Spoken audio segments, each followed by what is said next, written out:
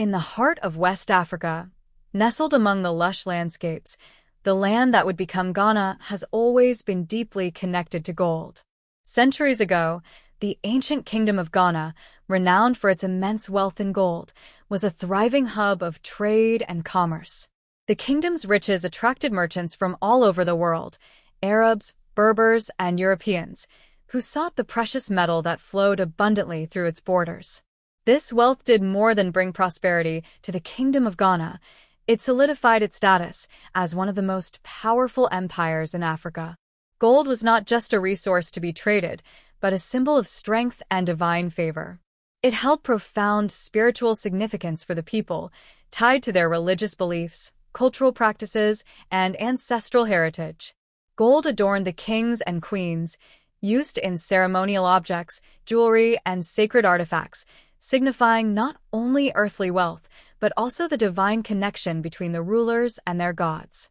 As centuries passed, the Kingdom of Ghana eventually gave way to the rise of the Ashanti Empire, which continued the legacy of gold as both a cultural cornerstone and an economic pillar.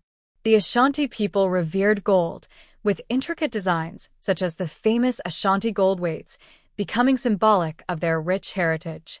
The sacred golden stool, a revered object within the Ashanti kingdom, was said to contain the spirits of their ancestors and served as a reminder of the spiritual and cultural significance of gold. But while gold brought prosperity, it also attracted the eyes of foreign powers. The arrival of European colonizers in the 15th century marked the beginning of a long period of exploitation. The British, in particular, sought to dominate the region, drawn by the allure of the gold-rich land. As colonial powers clashed for control over trade routes and resources, the rich cultural heritage and the wealth of gold became both a blessing and a curse for the people of Ghana. The pursuit of gold would set the stage for the fight for independence, as the desire to preserve both wealth and cultural identity began to collide with the oppressive forces of colonialism. By the 19th century, Ghana, once a powerful kingdom rich with gold, found itself under the heavy yoke of British colonial rule. The British Empire, hungry for resources, sought to dominate the region, especially its vast gold mines. The land, once thriving with local trade and self-sufficiency, was now subjected to exploitation as the British took control of the economy and its rich resources. As the British entrenched their power, Ghanaians were forced to navigate the harsh realities of colonialism, including the suppression of their culture and the extraction of their wealth for foreign benefit. Yet, the spirit of resistance was not easily quelled. In the face of British domination, a movement for independence began to grow.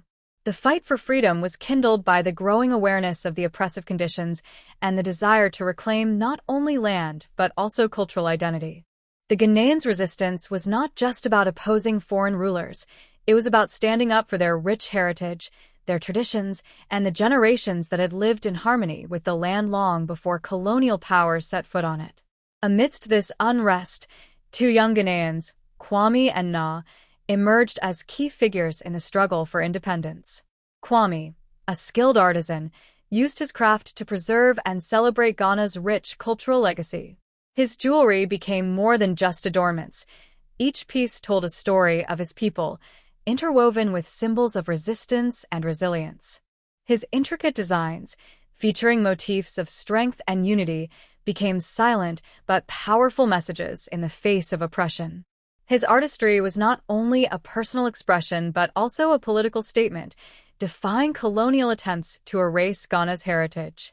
Meanwhile, Na, a passionate and fearless young woman, turned to education as a tool for liberation. She believed that knowledge was the key to unlocking the minds of her people and empowering them to challenge their colonizers. Na organized clandestine gatherings, teaching others about their history, culture, and the need to stand united for freedom. Her belief in the power of education ignited a fire within the community, urging Ghanaians to reclaim their rightful place in the world. As she rallied her fellow countrymen and women, Na became a beacon of hope, inspiring many to take part in the movement toward independence. The struggle for freedom was long and difficult, but Kwame and Na, alongside countless others, embodied the unyielding will of the Ghanaian people to resist colonial subjugation. Their combined efforts in preserving culture and promoting education fueled the flame of independence that would eventually lead to Ghana's liberation. Kwame's artistry, once merely an expression of cultural pride, transformed into a potent form of resistance against colonial oppression. With each delicate piece of jewelry he crafted, Kwame imbued deeper meanings and hidden messages of freedom. The intricate patterns in his gold rings, necklaces, and pendants were more than just ornamental. They conveyed symbols of unity, resilience, and defiance. His designs subtly incorporated traditional Ghanaian motifs like the Adinkra symbols, which represented wisdom, strength, and the spirit of liberation. Through his craft, Kwame began to speak a language of resistance that transcended words, a quiet yet powerful protest embedded within the gold that had once symbolized wealth and power under foreign rule.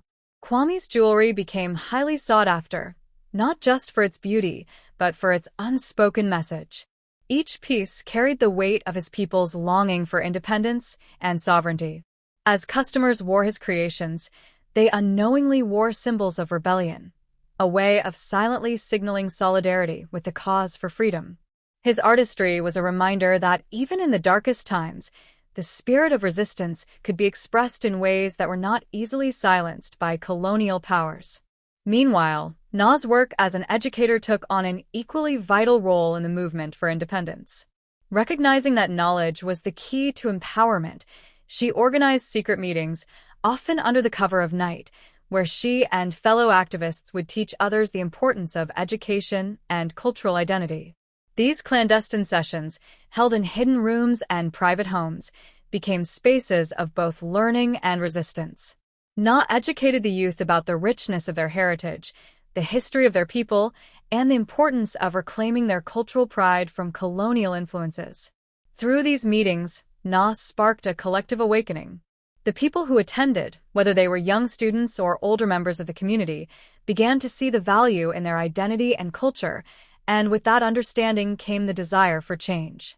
Her activism inspired many to take a stand, believing that a free Ghana could only be built if its people were educated and united in their fight for independence.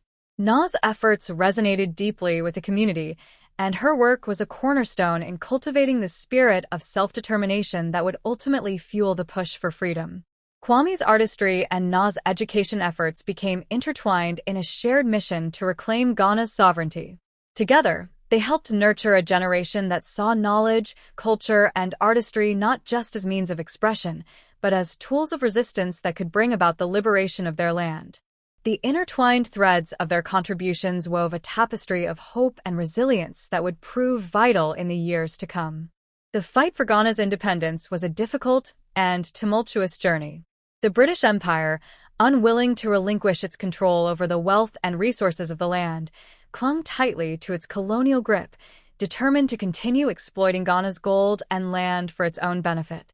As tensions mounted, the colonial government sought to suppress the rising tide of resistance, using force to quell any signs of dissent. Yet, despite the heavy-handed tactics of the British, the Ghanaian people's resolve only grew stronger. In the midst of these struggles, the cultural symbol of gold became more than just a commodity. It was a beacon of strength and unity.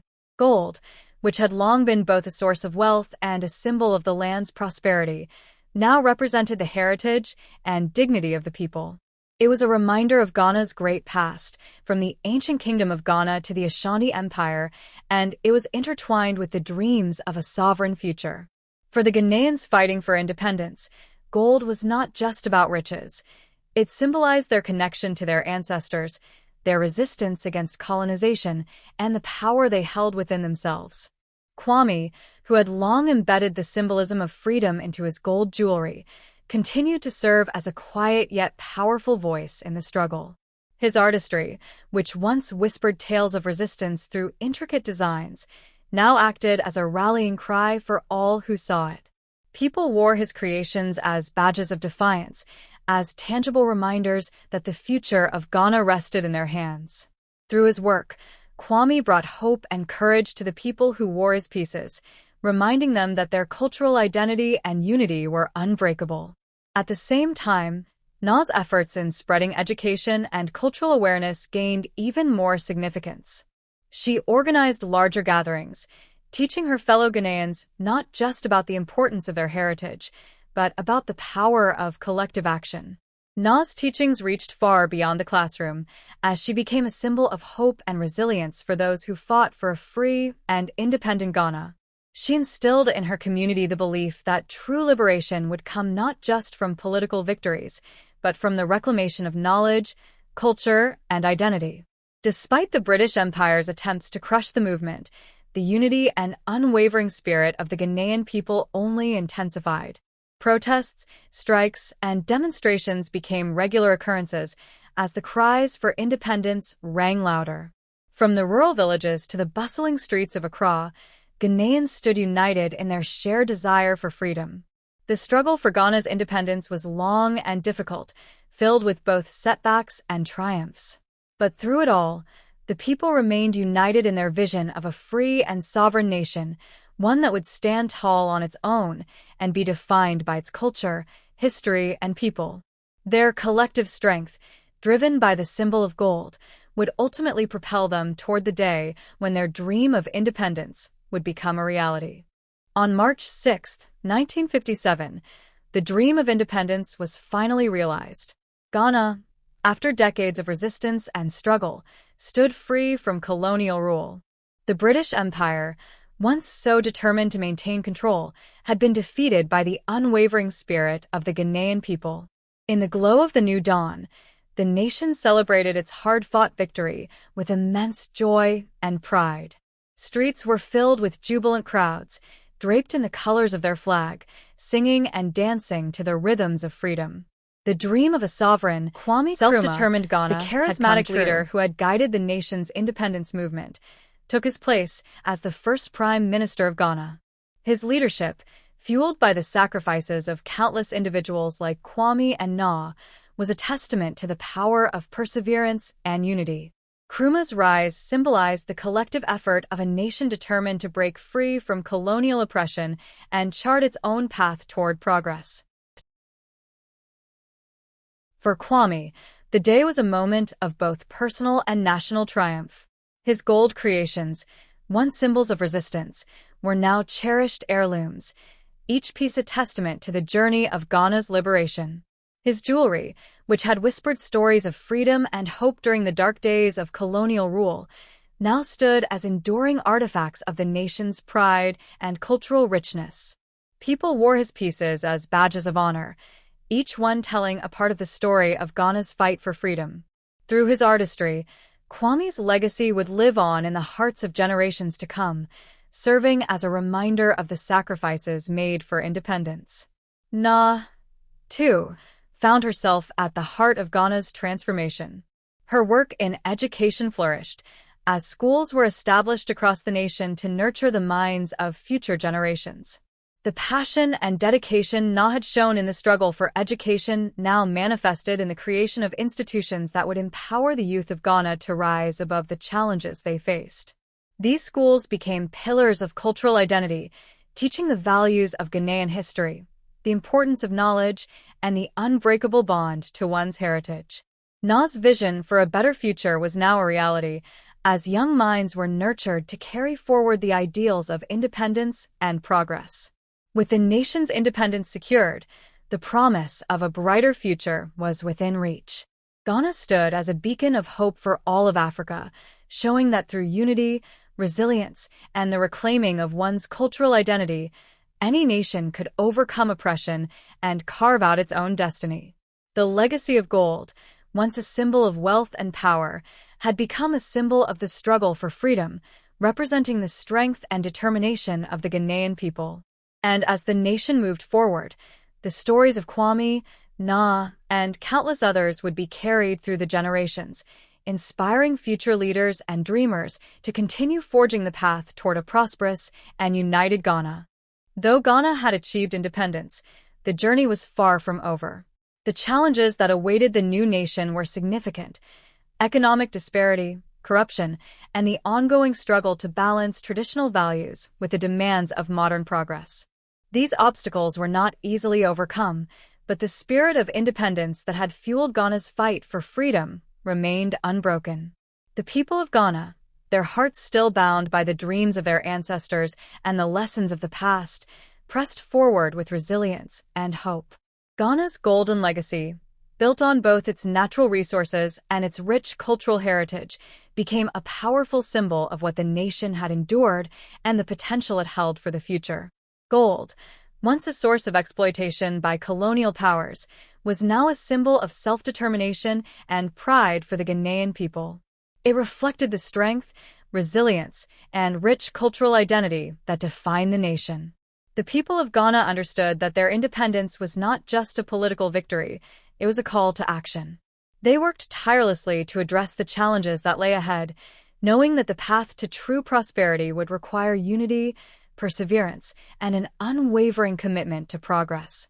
Education, a cornerstone of Ghanai's efforts during the struggle for freedom, continued to play a key role in shaping Ghana's future.